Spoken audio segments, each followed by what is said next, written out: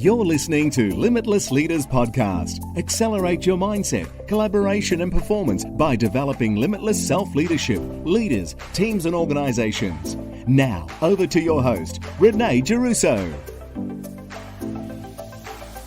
Hello and welcome to the Limitless Leaders podcast with 2021 in the rearview mirror now. And I'm super excited to introduce you to today's guest, David Frizzell, who is the founder of the Team Guru podcast that's been running since 2015 and have launched over 170 episodes. This podcast is all about bringing to life the principles and theories of leadership.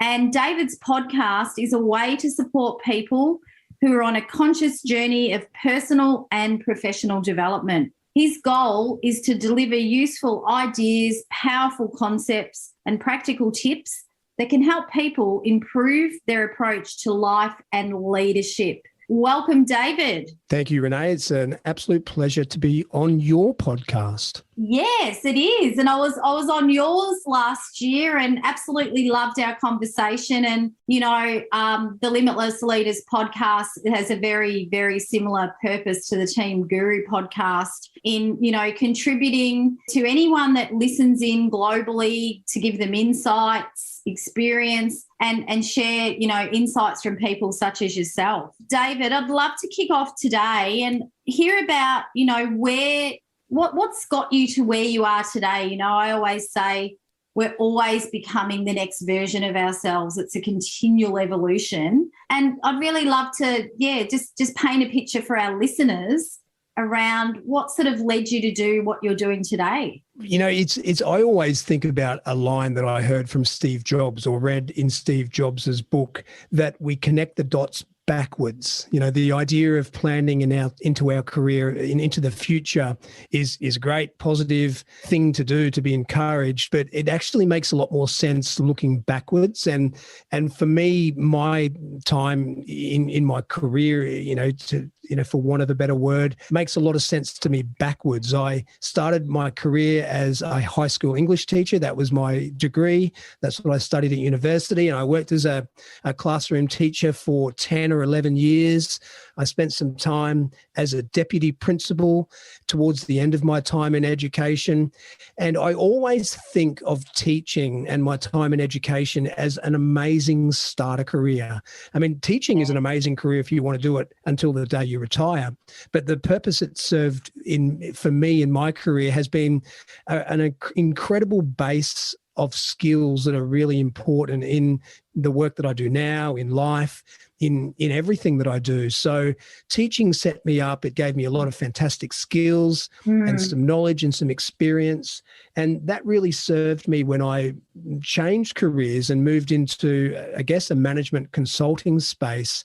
But there was a little step in the middle where I started working for a management consultant to help develop learning programs for private organizations. And that was a really logical leap for me, getting out of education, starting in the private sector, which, by the way, was a complete eye-opener for a guy who'd been to school, been to uni, and then gone back to school for more than a decade.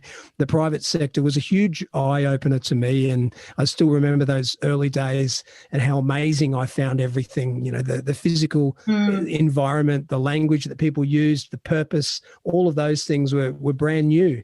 And my teaching career gave me a really, really good base for all of that. So I guess that's where I've come from. And the thing that's been constant through all of that is the emphasis on effective communication and the skills that I developed as a classroom teacher. And there is no better teacher than being a teacher and standing in front of a classroom of kids who not always want to be there. And you're charged with entertaining them for 40 minutes or an hour and a half or however long the lesson is, and getting them through the day and through the term and through the year.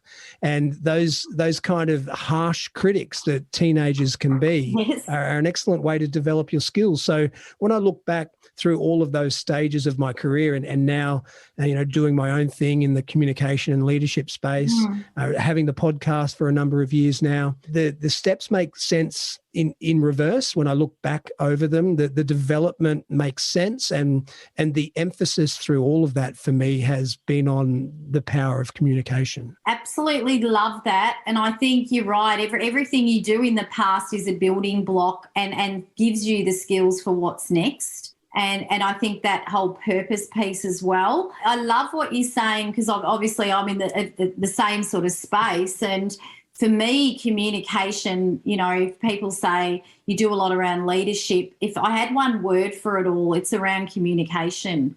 And it's so important. And I think, it's always been important, it always will be. But I think in this new, what I call this next normal, this new world, would you agree communication, and the modes of it, have expanded with virtual and, all that sort of thing? Would you agree that it's even more important than ever to really have communication that cuts through so you connect, not just be heard? Yeah, most definitely. And I think one of the things that we've learned over the last couple of years with virtual meetings, and I guess largely that's what you're talking about. That's what the big change has been for so many of us, and working in mixed teams where some people are working remote, some people are in the office, and that can change from day to day. I think that's the challenge that a lot of us are facing now. So yeah, communication is super important in that environment, but it always has been in every environment that we've been in. Communication was important before COVID. It's important now as we get used to the new normal, and it will be important forever. And I think the virtual environment has simply emphasized the importance for that. And I think sometimes the virtual environment kind of exaggerates. People who are good communicators are really good online, and they can be really engaging in a difficult environment in which to be engaging. And at the same time, people who lack confidence with their ability to communicate verbally are also sort of put under the spotlight in the virtual environment, because it highlights that. Because you have very few other tools when you're online than your voice. I mean, you can make gestures, and I can see you gesturing right now, and that's a powerful element of communication. Online, our voice is super important. And for those of us who are confident speaking and are clear with what we talk about, it can be a powerful tool. And as I say, the opposite is true as well for those who aren't so confident or practiced. Yeah, I agree. And I think it's the energy too. You're probably a bit the same the last few years. We put everything online and we're getting amazing results. And I think it's amplified, and the importance of adapting, to the virtual world, because, we all know people that haven't, that sort of run a workshop or coach or do a keynote via Zoom or Teams and just take, I guess, practice what they were practicing in a room. And I think it's really shaken that up. It excites me, because I think it really,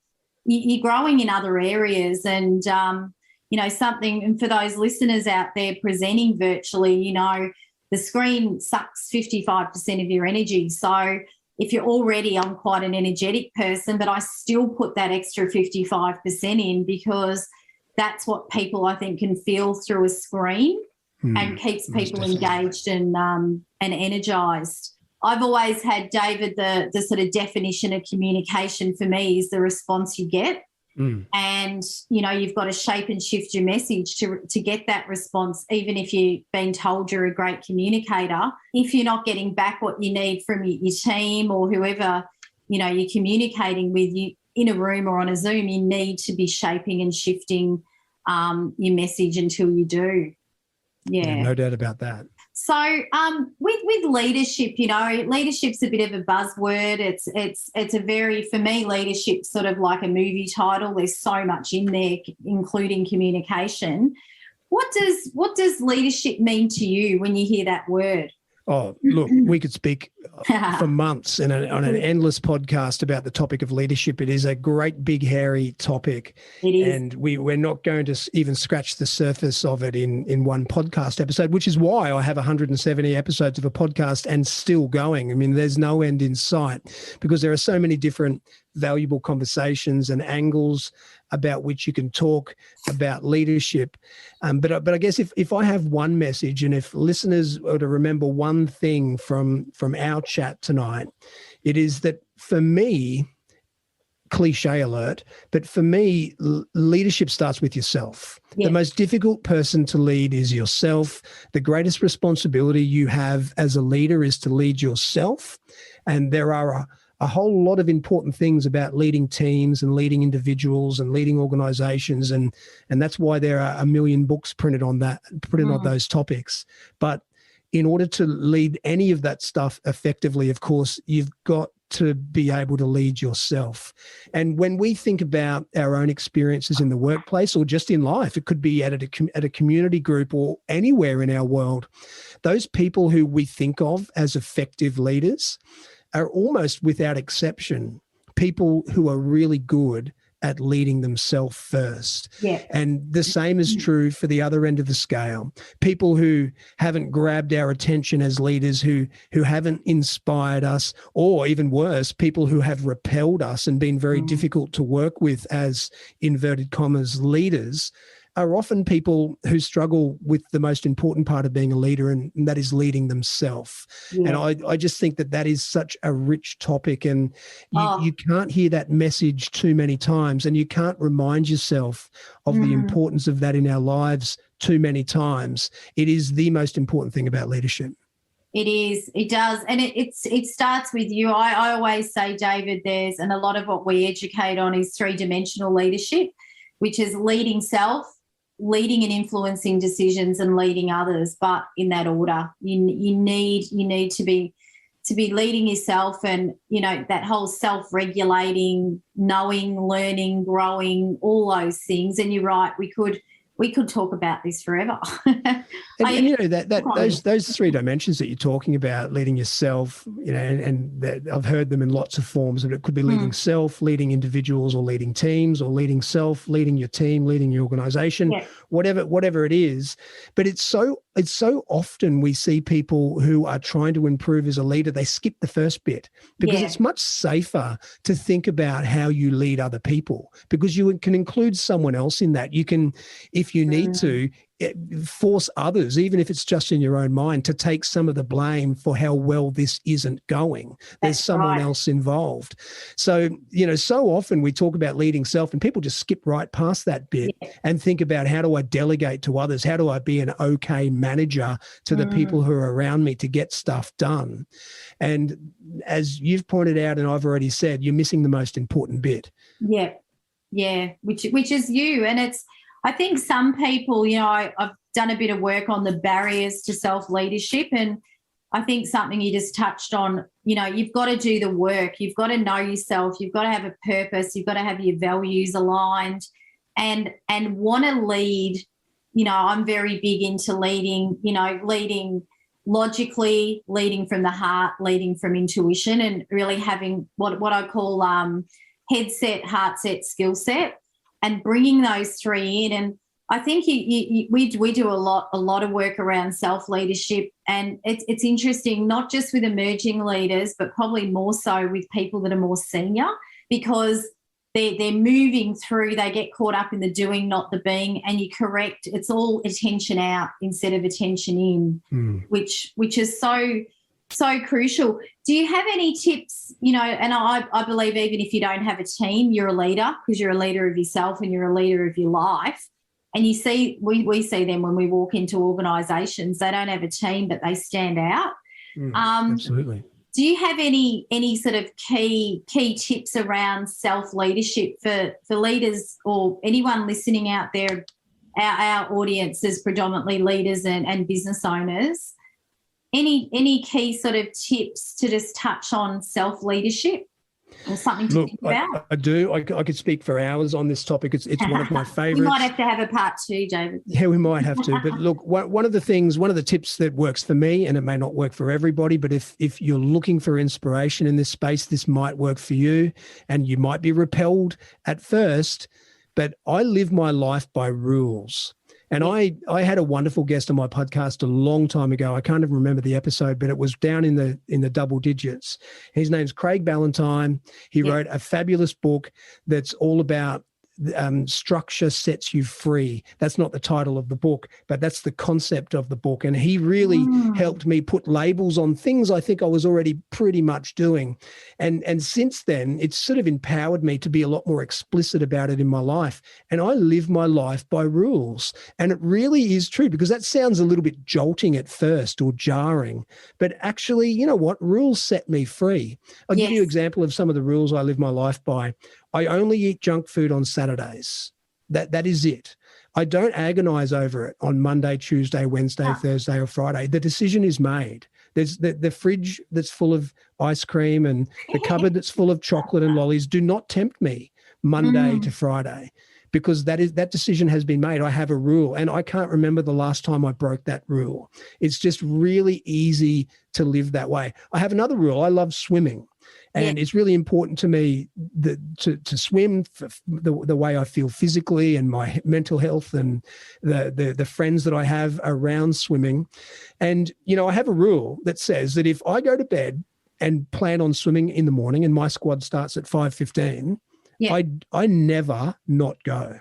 The last, and I made this rule a long time ago, the last time I didn't get up and go swimming at 5 o'clock in the morning when I had committed to go was in 2012. Wow. Because I just have that as a rule. I don't agonize over it. When the alarm goes off in the morning, I don't think, oh, did I sleep okay last night? I know that when it's all weighed up, the most valuable thing for me in my day at that moment is to get out of bed, put my feet on the floor. And that's the hardest thing about getting up to go swimming at 5 in the morning is putting my feet on the floor. And once I've done that, the rest of it just flows. Yeah. I know that there is no amount of sleep in that will make up for everything that swimming in the morning gives to me.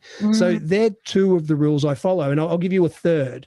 I don't watch TV. I only watch TV that excites me. So that's one of mine. I will never sit and just sit through a show that I'm not really into or watch something because my wife's watching it. I limit very narrowly what I watch on TV to things that I'm really excited about. And the rest of the time, I simply go into another room and read a fabulous book, whatever it might be. And that sorts out two of the really important things in my life in one go. Not wasting my time mind-numbingly watching, you know, whatever it might be. Someone I could slag off a whole bunch of shows. Someone else's life. Or the news. Or the news, which is depressing and is circular. I spend that time enriching my mind with really valuable literature or nonfiction work. Yeah. So they're three of the rules I live by. And like I said, you know, that's just one tip, and I could speak for hours on this. But if you're someone who suspects you're not doing a good enough job of leading yourself, and you'll know that because you're not achieving your goals, or you don't have really clear goals, or you break promises to yourself regularly, then if you will remember, again, one thing from this, it is that leading yourself is important, and a really good way to do that is to live your life by rules. And don't ever break those rules. Set them up so that they directly are pointed towards the goals, the things you want to achieve in life, and be absolutely relentless in applying those rules in your life. Absolutely. I just love that. And it's discipline, but it's finding a compelling reason to do so. And it's, you know, I'm a bit the same. I've got pretty strict rules, or I call them boundaries, same sort of thing. And then I build habits around those and jealously protect the time to do those things. And I just think that's so important. And, yeah, you're right. I mean, if you can't do that for yourself, how can you help instill that in others, right? And how can you expect people, and if we're talking about being a leader at work, how can we expect people to follow us if we are clearly not leading ourselves very well? I mean, if you turn up to meetings late, if you turn up to work late, and I'm not talking about being a slave to 9 to 5, I'm talking about turning up when you've committed to turn up and when your team needs you. If you don't get your stuff done on time, if you're snappy and not in control of your moods and your emotions, if you are not looking after yourself well physically, if you're not healthy, And if there are glaring kind of traumas in your life, whether it's emotional or physical or intellectual, how can you possibly expect people to follow you? Yeah. Because you're not even leading yourself. No. And I know that I don't want to be led by someone who is not even leading themselves. No. And we all make that decision, whether it's conscious or subconscious. We make that decision about people who are trying to lead us who clearly aren't leading themselves. Yeah, and it stands out, and it almost comes back. It's a bit cliche, but lead by example. I have a question, David. I always ask myself and my team, and it's, you know, what are the expectations of me? What are their expectations of me and themselves? And there's got to be an alignment there.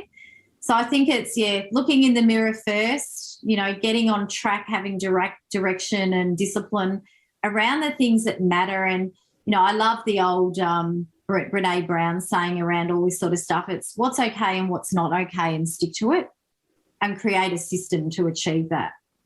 Yeah. I think it's really, really important. Yeah, self-leadership, I think it is getting missed a lot out there. I noticed last year running a lot of programs. We obviously start with self-leadership and go into it, but it is amazing how many people just sort of go, what is that?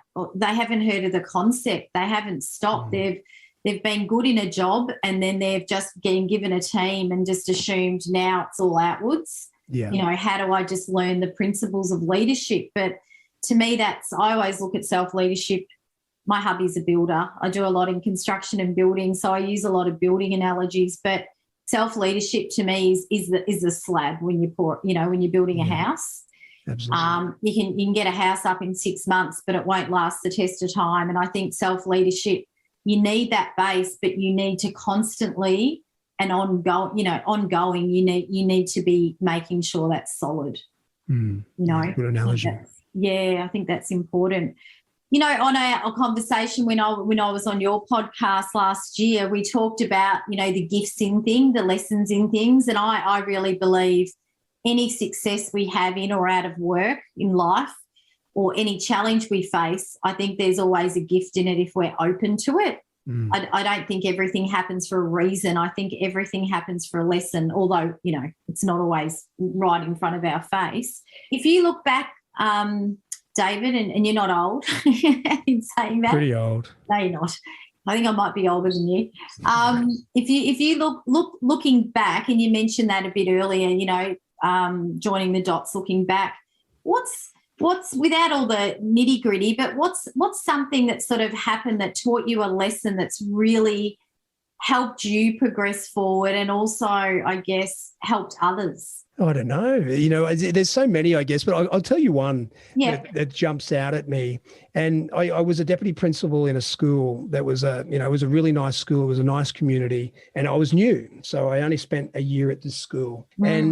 And I don't know if you know much about the way primary schools run, but deputy principal is probably the toughest job in any school. I mean, your phone never rings for a good reason. You get all the stuff that the principal doesn't want to do. It's a pretty tough job. You know, it's not a bad job, of course, but it's a pretty tough gig. And you're never done. You know, there's not enough time in the day to get all your work done.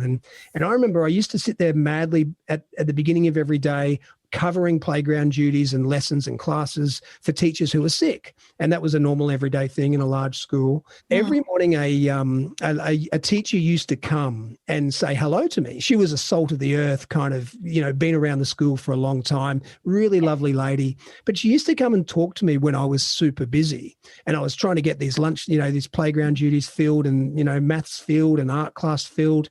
But she'd always come and stand and talk to me about her weekend or her day or what her kids were doing. And I remember being so rude to that lady who never gave up coming to see me because I was busy and I was just trying to get stuff done. And I would sometimes just physically turn away from her and keep doing my work, kind of trying to send her a physical message that I'm too busy to talk to you. And that's more than 10 years ago now, but I actually still really regret it because that is forgetting what is most important about life. Now, she was probably really busy as well. She was a fantastic teacher who had lots of work to do, but she took the time to come and see me every morning and talk to me as a human human being despite the busyness. And it's almost as though she was trying to teach me a lesson, but I just let the busyness consume me. And that's something that I'll never forget. And I've given that as an example a number of times when I've spoken, because it's such a powerful message that's stuck with me. And like so many powerful messages, it's something that I did really badly and I regret it. And it actually makes me cringe every time I think about it. Wow. And it's in context, isn't it? When you look back now, and it's the humanization, the connection piece. And you're correct, she probably was as busy as you. And I think that's a great lesson, to be present. I think connecting at a very deep level these days is rare. I think a lot of people are over-connected, if that makes sense.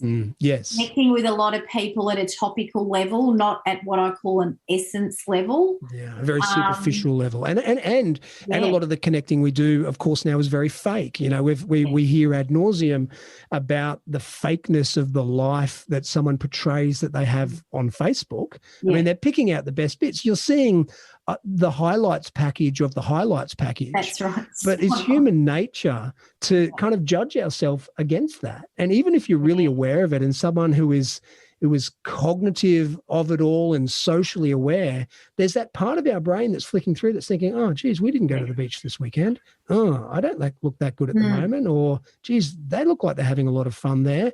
And all I did was this today. We're judging ourselves against, as I say, the highlights of the highlights. Yeah. And we know that. So we are in a world in which we have a million superficial connections, but it's really incumbent on us as leaders of ourselves to ensure that we maintain and manage the really deep and important connections in our life. Totally. That's a big, big, big belief and thing I live by David. And it even goes back, to the listeners, the Dunbar's metrics, you're 15, you're 150, they say we can only have 150 really deep and meaningful connections. And you think of followers on LinkedIn and acquaintances and friends on social media, it's become, I think a lot of conversations have become impulsive, not intentional. I remember David early, I'm trying to think now, I think it was 2019, the last Blockbuster video store shut in Australia. Yeah. And I was very aligned back in my corporate days with Mars. I looked after retail. So, and we all loved, getting a video, choosing it, planning when we'd hopefully get it back. And I and then now we've got streaming, we can choose the end of a movie on Netflix, this instant gratification. And I think in the leadership world, I use that analogy a bit, that we've gone from teaming conversations to streaming conversations. And just impulsive and not intentional and being present. And I love the saying around put people before process and progress, and the magic happens. Hey, you reminded me of another thing that I've been noticing lately in our online world, and that is how disengaged people are in regular meetings now. I don't know if you experience much of the regular kind of, day in, day out meeting stuff, but people, we have so many of our meetings online now, and people are just doing other stuff. It's very clear when you're working on something or reading emails on a call, it's incredibly obvious to everyone. I don't know who we think we're fooling. You're fooling zero people, but it's grabbing me at the moment as I look around at the level of disengagement. Essentially, people are only paying attention when they're talking or when they're directly being spoken to. The rest of the time, it seems as though there's been this creeping effect, and we've landed on this unspoken rule that you can just be doing other stuff. We know that you're not listening effectively. No. And I think unless organizations address that really directly and make it a really important part of the way that they meet, and I'm not talking about making a rule or punishing people. I'm talking about a level of awareness with the team that we're losing an opportunity to engage with each other here. Yeah. And I know that that's something that I'm going to be really active on now that we've entered the new year. I think it's a great time to have a fresh start with this type of thing and just get rid of those habits, acknowledge that they're habits that have creeped in through the COVID period and address them really explicitly. Because if they're left unaddressed, it will just go on and on. And if you could measure and quantify the amount of lost time due to people not paying attention in meetings now, I think the top of our head will blow off. Oh, totally. And the unnecessary meetings. I mean, that's a can of worms in itself, right? And it's a bit, and it's a bit of a vicious cycle, because if people feel like they're in a meeting that's unnecessary, that's never productive for them, then they'll justify for themselves doing other stuff. But of course, the meeting's never going to be useful or productive or effective if everyone, except for the person who happens to be talking at that very moment, is totally disengaged. Of course, it's an ineffective meeting. Yeah, no, I agree. And it even comes down to, we have expectations when we run things to companies, and we get pretty good engagement. But you're right. I think it's on the regular catch-ups and the groups. And I think people do need to know it's not going unnoticed, and even down to having, video off. I remember last year, David, there was a workshop, and we sort of send out, show up, have your video on. And I simply said, so those of you without your video on, you're lying under the table right now if we were in the office. Yeah. And they all came on. And I wrote something on this recently, and a few people went, that's right. I mean, normally they would be in the office. So if you say, I'm not dressed for work, well, be dressed for work. Show up. We all know our physiology creates our psychology and the way we show up. But, yeah, it's definitely something we've been doing some work on as well, because this virtual world's not going to go away, and we need to embrace it and harness it and maximise the connection through it, because it can be amazing if people are paying attention. And I think a big tip for some of the listeners out there that we've been giving is, at times, if you don't need to be on a screen, make a phone call. Yeah. There's a bit of that. There's an overuse. I say if you don't need to share a screen, do a walk and talk. Or have an open Zoom room and people can jump in if they need you. I do that with my team and it works. I'm doing work, and if they jump on, I'm there. Yeah. It's like popping into your office. Yeah. I just call it my open room, and it's an hour and a half a week, and jump on, and it's not even always about work, just be human, connect, talk about what's going on, how you're going with your homeschooling, whatever it is. I think that's important.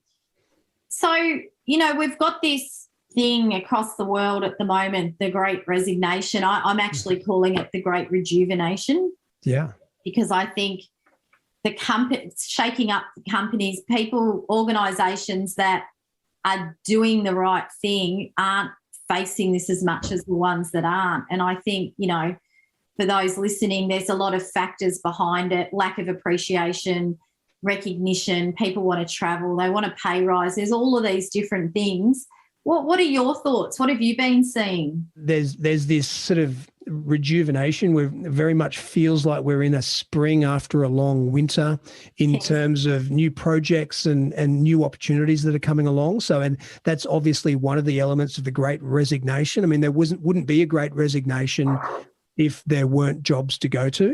No, that's right. Fact about life. We know statistically Aussies are in debt up to their eyeballs, whether it's credit card debt, a house or a home loan. People don't leave work if there's no work to go to. And so there's a really positive element to that. There's a spring. And if you're in the contracting or consulting world, you'd be very well aware of this, because your agency has probably called you a number of times in the last few months to ask you if you're looking, because that's the kind of market that we've got.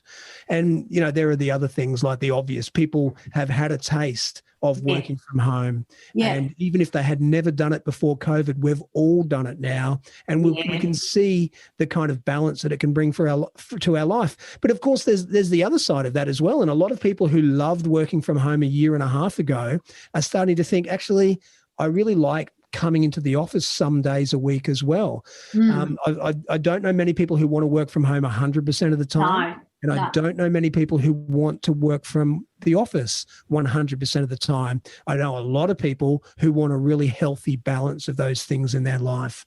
And I think that's what comes back to what we were talking about earlier, leading yourself. I mean, the idea of leading yourself puts yourself, you as a person at the center of your life. Not just your personal life, but the work that you do and the kind of leader that you are, and all of those things like having a healthy balance in how much time we spend in the office and at home, having choices around that, having choices about moving jobs or roles or professions if we want. That's all part of presenting ourselves in a really healthy and positive way. So I think it's all fabulous. And the changes that we've seen through COVID, except for the actual, virus itself, there's a lot of things that we've experienced as a society that are really super positive, and that's the way I choose to interpret them, and that's certainly the way that I choose to extract lessons out of it. Yeah, I'm the same. I think there's a lot of gifts in it, and I think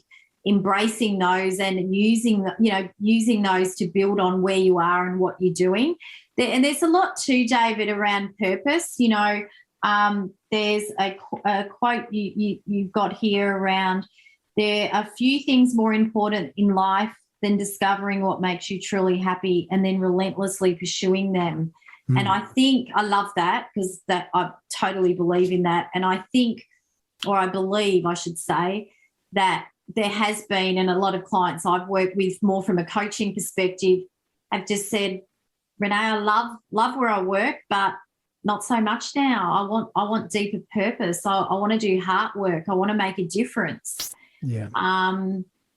So I think it's to me it's rejuvenating, and it's awakening. I think it's an awakening. There's no doubt that word awakening is a really good one.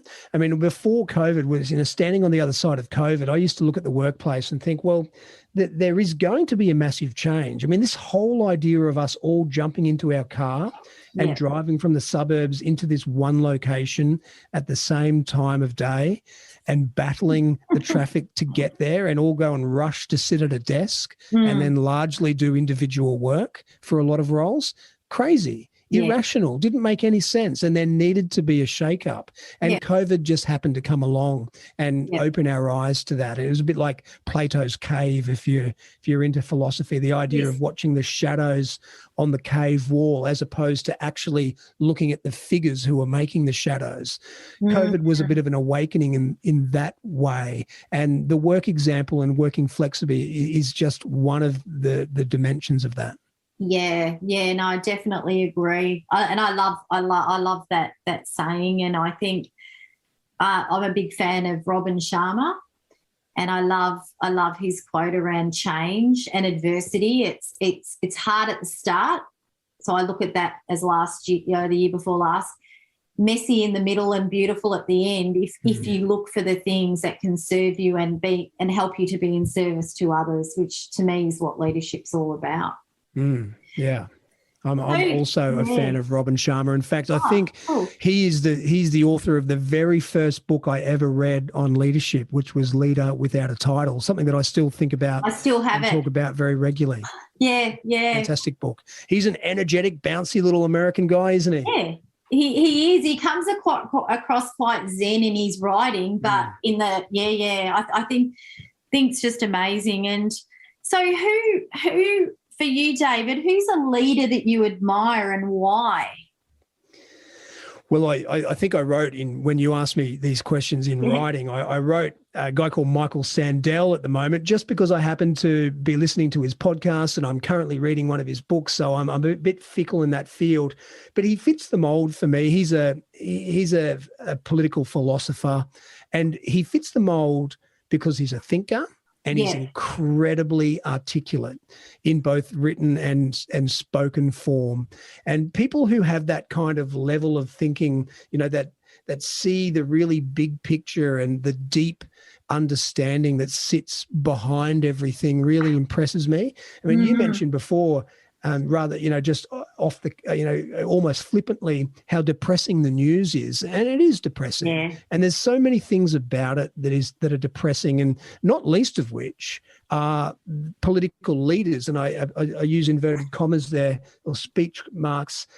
Our political leaders who we, if you watch the news, you're forced to see every night, being untruthful, being slippery, being evasive, running agendas that they're clearly not willing to own up to, being motivated by things that they're not talking about. That is our example of leadership. And, that's on the day-to-day media churn cycle level. People like Michael Sandel are able to step well above that and give the big picture, or the deep understanding, the human thinking philosophy that sits, almost, I keep saying above it, because it sort of takes it all in and helps you understand it and you can never watch the news again and still understand it if you engage in thinkers like him, because he helps you see the micro events for what they are, and you're able to put them in perspective a little more. So for me, it's thinkers. It's people who are brilliant cognitively and have an amazing ability to communicate and share their ideas. Yeah, I love it. Absolutely love it. I've been, much to my mum's disgust, since I was about 12, I've been on a news diet, I call it. And when I wrote about the gift of optimism, that's one of the 12 gifts of a gift mindset, what skills get you through different things and how you can deepen and develop. And one of the tips, from the center of optimism, is all about, control what you can. And I always think of anything that doesn't light me up or doesn't serve our thinking, or even let us have our own thinking, such as the news. I call that a Kris Kringle gift, David. Even the difficult the worst leader I ever had, I called him that's when I came up with the concept, a Kris Kringle gift. You ask for a bottle of aftershave and you get a pair of socks, right? Yeah. But just flipping everything they do and doing the opposite, I think can really, really, keep you on track as well. Yeah, definitely. So being a limitless leader, and limitless leadership's what I believe in and what I've educated thousands of clients in. A limitless leader is a leader where there's no final destination, where they learn, so they think, they unlearn, so they rethink, and they relearn, so they refresh, if that makes sense. And I think, and we all know this, leaders that get to a point and go, I'm now the leader. I don't need to do any more development. I don't read. I don't want to learn.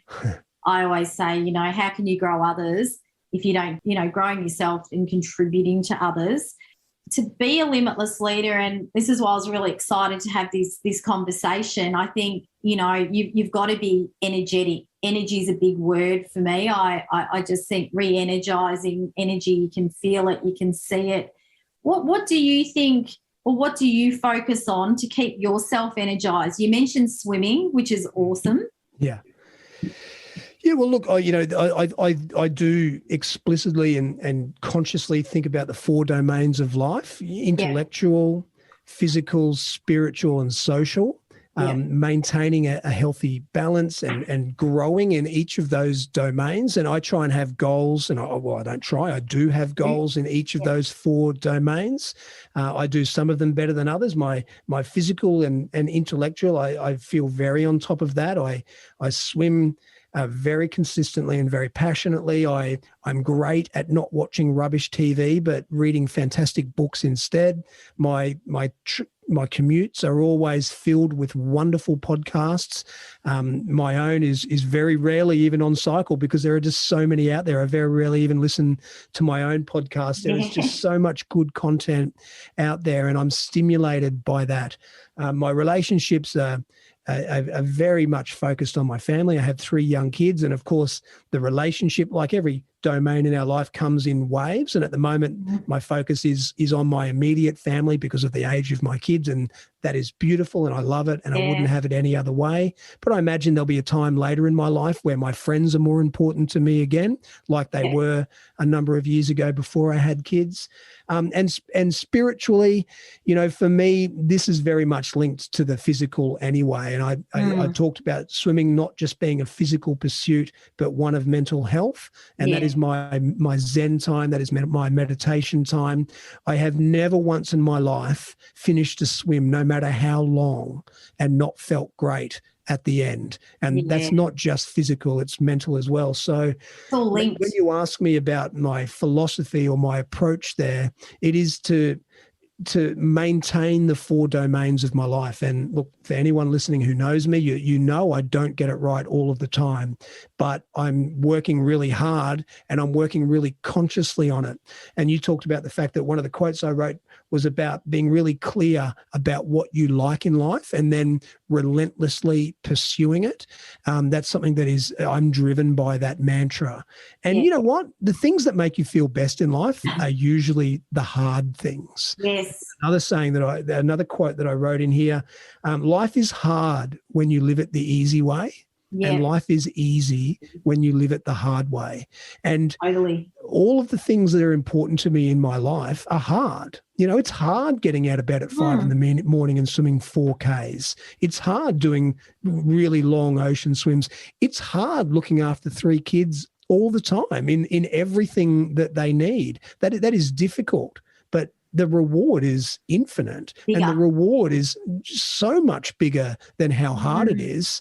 But all of those things, and it would be much easier for me to sit on the couch and watch rubbish TV than to turn it off, walk into another room and pick up a quality book and work at reading that book. But of course, at the end, the reward from reading a stimulating piece of literature compared to watching The Housewives of Melbourne, I mean, the gap is infinite. Yeah, can't even compare those two. No. So that's the message. There's a number of rules I live by, but one of the things that I'm very conscious of that I do as almost a rule, if I'm stuck between 2 choices, I take the hard option. Because it is almost always the better outcome. And there are times where that's not quite right, but most of the time, if I'm really stuck, I just say, well, what's the harder one? What's the one that's going to take more from me, demand more of me? Because invariably that has the better outcome. Yeah. My philosophy is very, very similar. And I think you're right. The hard option's not always the right one, but it is the majority of the time. And I know the times if I haven't chosen the harder one, I always think about it. And I always think if you're thinking about something enough, there's something in that, right? It's reaching out. You know what the answer is, and it's the fact that you're just looking for the path of least resistance that even makes it a question in the first place. Yeah, spot on. Oh, we could talk all day or all night, I should say, but I won't do it yet. Let's. I've got some quick trivia. I always ask my guests, what is your favourite word? Oh, well, I wrote quintessential, and I really like it because it sounds so cool, and it's got a really great meaning, and it's one of those fancy words that you actually can use quite regularly. But I'm always a little bit aware that maybe some people don't know what it means, and I might sound like a total douchebag, but I do like it because it's poetic and rhythmic, and it's got a great meaning. Yes, love it. The perfect example of something is quintessential. Quintessential, yeah. Mine's been a new word that I found a few months ago. I couldn't describe coming in and out of like back to face to being in Melbourne, back to face, and new year, no lockdowns, and then obviously last year we had 4 months in Melbourne. Discombobulated. Oh, good word. Yeah, there's something poetic about that word. Yeah. I'm not allowed to say it anymore though. My husband's like, I don't want to hear that word again. So what sound or noise do you love? Well, I love the background murmur of a large crowd at the cricket. You know, that hum, it's the sound of summer. And I love cricket anyway. I love watching cricket, but it's also fabulous to have it in the background. And I wonder if it's an emotional trigger because, of course, when you're a kid, you've got 6 weeks off in summer. I reckon it's an anchor. There's an anchor in you with that maybe. And, you know, and I doubt whether people will have that going into the future because when you and I were kids, Renee, there were 4 TV channels and you know, pretty much every household had the cricket running all through summer because there wasn't much else on and there were only a couple of other channels. So true. To it choose was on from. in the background. But now it's only real fans of cricket who will actually watch the cricket because for everyone else who aren't true fans or only like cricket a little bit, there are so many other options for them to entertain themselves. They're not likely just to have the cricket running in the background. But for me, I love the sound of cricket because it is about cricket, but I also love it because of those emotional connections to endless summers as a child. I love it. I love it. And it's the Australian way, isn't it? Sort of. It is. It is. Yeah, it used to be. Yeah, it used to be. Who knows, hey? If you had one last meal, what would it be?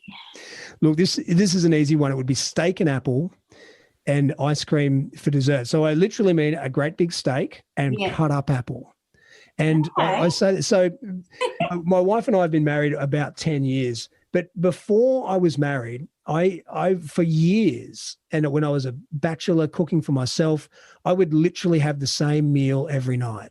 And it was cut up apple and steak.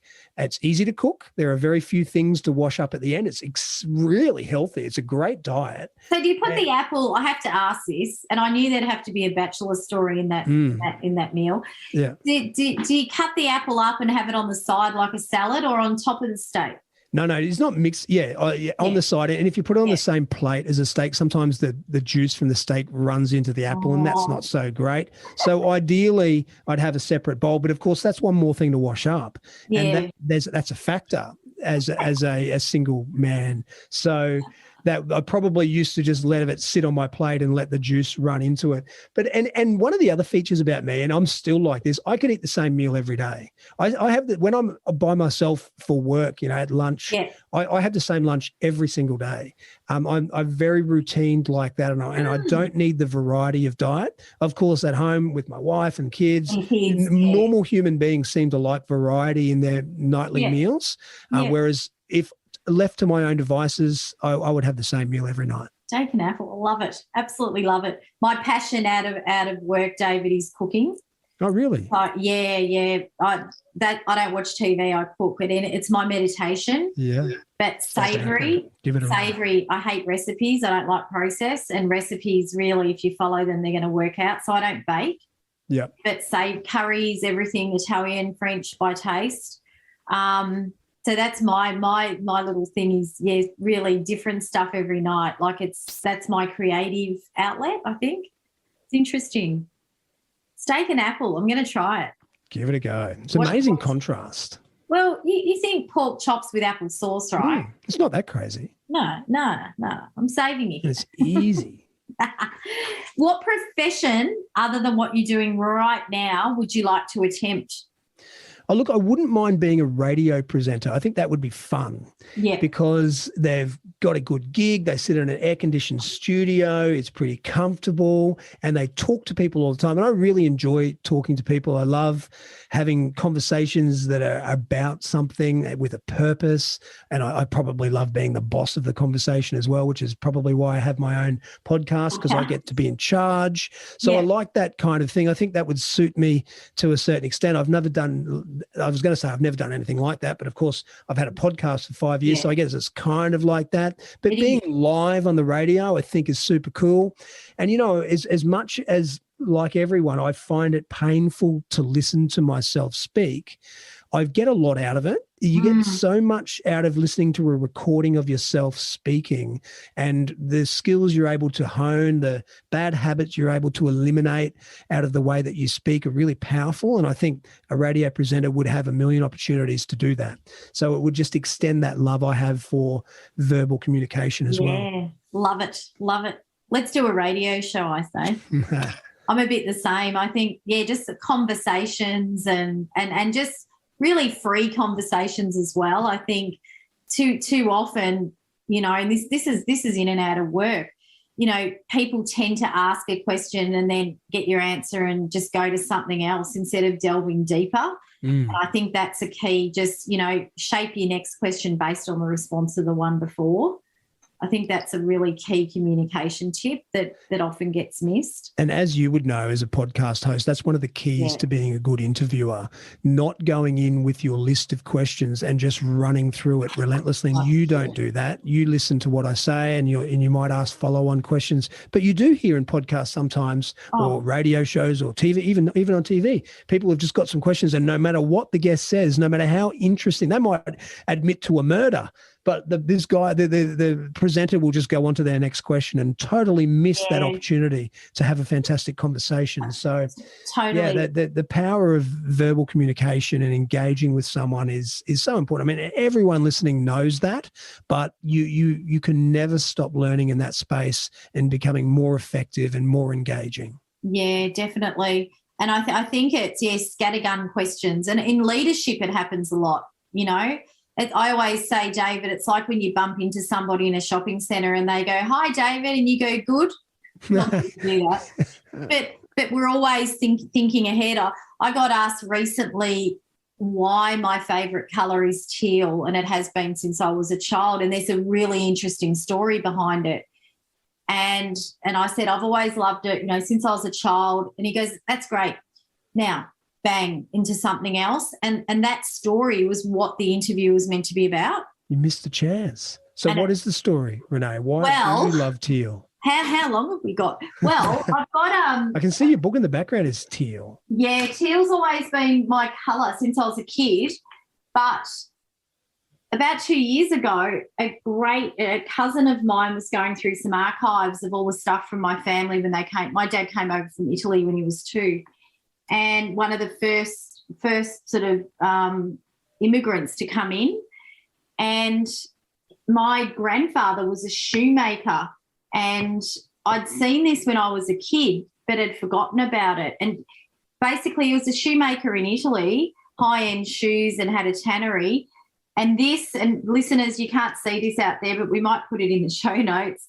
This was a little piece of glass that was projected up at the cinemas to advertise his business. Oh, wow. And I'm a shoe holic, David. I'm short. I'm 5'2", so shoes fit. I don't have to alter. So I love shoes. That's my excuse. But teal wasn't a colour. I'm an ex-marketer. Teal wasn't a colour in 1943. And I've been exposed to that colour. I don't know what's in it, but there's a lot more behind it. But since I was a child, and it's been in my dad's businesses. He was an entrepreneur in the 70s. He's no longer with us, but there's so much story behind it, and how we emotional connection for you there. It's like it's connected. It's bizarre, but so all I got to say was, I liked teal as a child. Boom. Yeah, he moved on. Yeah. Poor verbal communicator. Yeah, and listener. The whole. I think sometimes people speak to be heard, not to connect, unfortunately. But, David, thank you so much for being on the show. I've absolutely loved our conversation. How do people find you and your podcast? Look, you can sit outside my house, I guess. If you're really looking to find you could just stalk outside of my house. You could stand outside the local pool. I'll come by at some point. But if you're looking for my podcast, you can just search for the Team Guru podcast wherever you get your podcasts. You can come to our website, which is teams.guru. Yes, that's right, .guru, not .com or anything like that. Teams with an S.guru. Pretty much, the main thing I put out is a podcast every second week, like clockwork on a Thursday, every alternate Thursday. Apart from that, I don't do a lot in the way of tweeting. I don't create YouTube clips or anything like that. I probably should do all of those things. I don't even write as much as I should. I should write the occasional piece and put it, if nowhere else, at least on my own website. But, the busyness of life. I wonder if 2022 will see me do a bit more writing. I probably won't, because I haven't made it a solid goal. No, I was going to say. I haven't put any rules around it. So it's almost certainly not going to happen, which would suggest to me it's not that important to me right now. And I'm happy with the balance of those domains in my life. Yeah. So that's where you can find me. And the most worthwhile thing to pursue in terms of me is my podcast. My podcast is not about me. It's about my guests like Renee, who came on the show a little while ago. I have fabulous guests, most of whom have just written a book on something to do with leadership, whether it's communication or leading yourself or any of the huge range of topics. And that's why my podcast is so good, because I have such great guests. And, here's something that you already know, Renee. People who have just written a book are fabulous to interview, because it's all front of mind to them. It just rolls off their tongue so easily. And that's one of the reasons my podcast works. Yeah. And it's an amazing podcast, and we'll have all the details in the show notes. So thank you so much, David, again. Thanks to everybody out there listening, wherever you are in the world. As always, we love your feedback. Any guests that you'd love us to interview, or any topics you'd like us to delve into. As you're listening to this, we are launching the second 90 days of our Limitless Leaders Connection, which is a 90-day program where you meet like and unlike-minded leaders from different industries, where we have a masterclass face-to-face, a mastermind that's virtual, a master mentoring session, and then a master you, where you get some one-on-one focus. So you just go to reneegiarrusso.com programs. You'll get all the details there. Thanks again. Stay safe. Thanks again, David. My pleasure. It was great, Renee. Thank you. You've been listening to Limitless Leaders Podcast, leading from the inside out to develop limitless self-leadership, leaders, teams and organizations. To find out how you can accelerate your mindset, your communication, collaboration and connection to become a limitless leader, sign up for our Limitless Leaders podcast series at www.reneegiarrusso.com/podcast series. That's reneegiarrusso.com/podcast series.